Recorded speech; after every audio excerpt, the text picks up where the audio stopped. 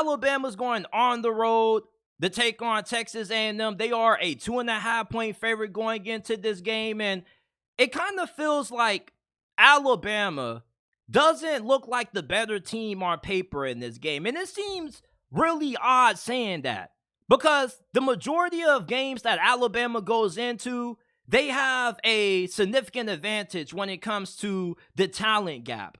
But in this game, though, Texas A&M is just as good as Alabama.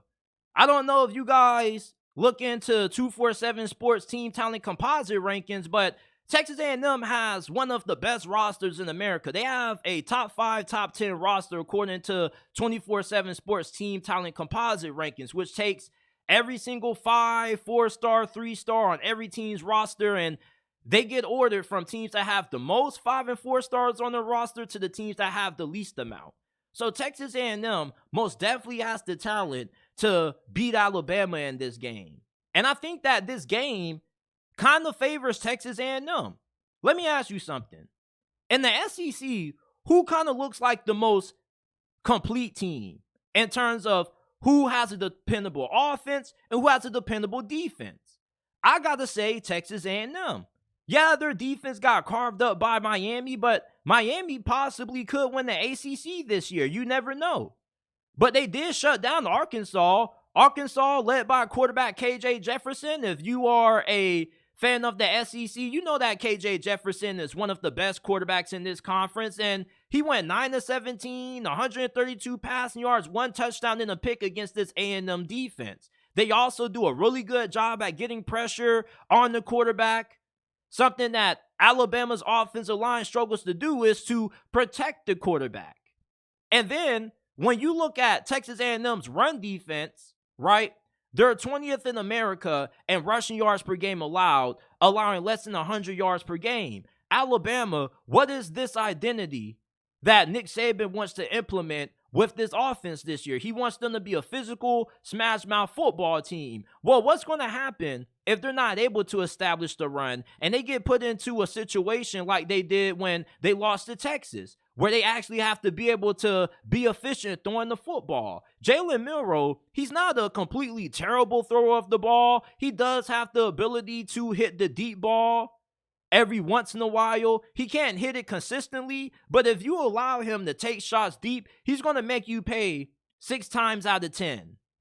Texas A&M secondary, I do have a little concern about them, but at the end of the day, though, I still don't really know if Jalen Milroe is good enough to be able to take apart this Texas A&M secondary like how Tyler Van Dyke did. Tyler Van Dyke is a better quarterback than Jalen Milroe. So therefore, I can't say that, oh, Texas A&M secondary isn't that great because they got exposed by Miami, when I doubt that Jalen Milroe is going to be able to have the same amount of success through the air that Tyler Van Dyke was able to have against this defense. And they got a really good pass rush. Miami's offensive line up to this point of the season has played better than Alabama's. Alabama's offensive line hasn't played well in 3 to the last 4 years?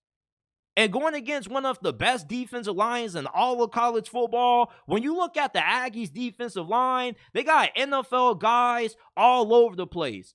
My favorite defensive lineman on this team is Shamar Turner. You know, there are a lot of talented athletes on this defensive line. This defensive line has a lot of similarities to Georgia's. And I know that's going to sound like a hot take, but Georgia's defensive line didn't have just a bunch of big 300-plus guys. They had a bunch of 300-plus guys who were hyper athletic and could move, and that's what Texas A&M has on their defensive line going into this game. And if Alabama doesn't have success running the football, they're going to lose this game. I don't see a single path to victory for Alabama winning this game if the run game isn't going in this game. And plus, they have to win this game on the road. When you look at all of Alabama's losses that they suffered last season, where did they occur at? On the road. Alabama hasn't really been the same team that they used to be on the road in the past years that they have looked like on the road in the last 2 years. On the road, they haven't really played their best football against some of the top teams in the nation. Now, their defense is going to keep them in this game, all right? regardless of how improved this offense is under Bobby Petrino, this defense is going to do a good job at keeping this offense from being able to crack 30. All right, Texas A&M has a really talented offense. They got a lot of good receivers. They got a veteran offensive line. Max Johnson is in that quarterback replacing Connor Wickman, who is out for the season. But Max Johnson isn't no slouch. He's not your typical backup quarterback that comes in and you're just hoping that he can keep you in the game. Like, Max Johnson is actually really good, and he had a pretty good performance against Arkansas. And Texas A&M doesn't need for Max Johnson to light the world on fire. All they need for him to do is to throw 2 touchdowns and don't turn the football over. I remember Texas A&M beating Alabama a couple of years ago with Zach Calzada at quarterback, if I'm not mistaken. And Zach Calzada, I don't even know if he's still playing football anymore. So as long as Texas A&M can get Max Johnson taking care of the football and he can make a couple of big throws here and there, he should be pretty okay in this game. They got a pretty good team around him, so they don't really need him to have some kind of Heisman-level performance. Alabama, they need Jalen Milroe to play better in this game than what Texas A&M needs Max Johnson to do. Jalen Milroe has way more pressure to have a good game than what Max Johnson does, because Alabama, they got to be able to be somewhat balanced on offense, and I don't know if they're going to be able to do that. If Alabama gets down early, 17-0, or they get down 20-0 or 27 at halftime, and they get put in a situation where they got to throw the ball to stay in the game, this game favors Texas A&M. And the more points that get scored in this game, I think it favors Texas A&M also. I think the path to Alabama winning this game is them being able to dominate on the defense side of the football, being able to run the football and keeping this game low scoring, and being able to take a lot of time off the clock and tiring out that Texas A&M front seven. But you see, that's easier said than done, because I do think that Texas A&M, with the offensive personnel that they have, they can do some damage to that Alabama defense. This Alabama defense hasn't been, impenetrable. They've had some moments this season when this secondary didn't look all this great. This secondary was getting torched by Texas. Texas A&M has a really good group of wide receivers. Now, they don't got the level of talent at wide receiver that Texas does, because Texas damn near has like 4 wide receiver ones on their team. But Texas A&M isn't too far off. And they do have the ability to protect their quarterback, something that Alabama doesn't. So when I look at this game, right, I really think that the path for Alabama winning is that they need to be able to run the football. Okay, as long as they can somewhat be able to effectively run the football, they have a chance at winning this game. But if this gets into a game where Jalen Milroe has to air it out 30-plus times, they're in trouble. He's not that kind of quarterback. He reminds me a lot of Blake Sims.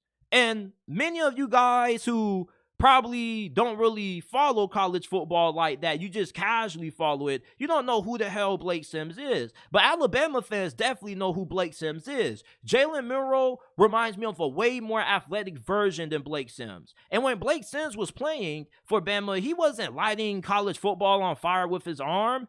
He could make a couple of big throws downfield, but that was about it. He was dominating with his legs.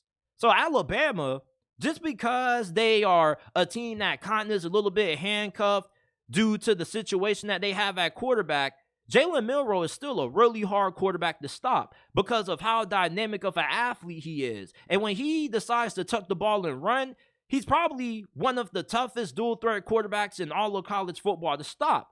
And if you can't slow down that athleticism, then your ability to slow down the run greatly diminishes. Because not only do you got to stop the run game with these running backs in Jalen Milroe, but you also have to do a good job of keeping him from breaking contain, getting outside the pocket, and making big plays in the run game with his legs when nobody's open in the passing game. And that's a lot easier said than done, because anytime you have a guy at quarterback with the kind of athleticism that Jalen Milroe has, anytime you think you have them bottled up, they always find a way to break out and make something happen. They always do a good job of turning nothing into something. So even though Jalen Milroe isn't the greatest passer of the world. If Texas A&M's secondary is, the same secondary that we saw against Miami, and Jalen Milroe actually can dice that secondary up, then I think Texas A&M, they probably going to lose this game. I think the reason why I'm picking Texas A&M to win for the most part is due to the fact that they just have way too many advantages in their favor going into this game. You got a quarterback who is more dependable throwing the football than Jalen Milroe and Max Johnson. You got a better team on the line of scrimmage than what Alabama does on both sides of the football. I think you got a better offensive line and defensive line than Alabama. Plus, you have the ability to get pressure on the quarterback, and Alabama has a terrible offensive line. And really, the only way Alabama can have success on offense is by running the football. Passing is not their strong suit. So they can't really play a complementary style of football that you have to play in the SEC in order to be one of the top teams in this conference. Alabama is really just winging it because of how good their defense is. But when this offense gets asked to have to carry their load, they're not able to do it. That's why I like Texas A&M to win. And I'll be really surprised if Texas A&M doesn't come away with the win in this game. I was a little conflicted picking who I thought was going to win this game. But now that I just got done talking about it for the last 8 to 9 minutes, I'm pretty confident. I got a 4 out of 5 confidence level that Texas A&M wins this game. They're playing at home. They're better up front than Alabama. And plus, Alabama is just a one-dimensional football team on offense. If they can't run the football, their offense is going to struggle in this game.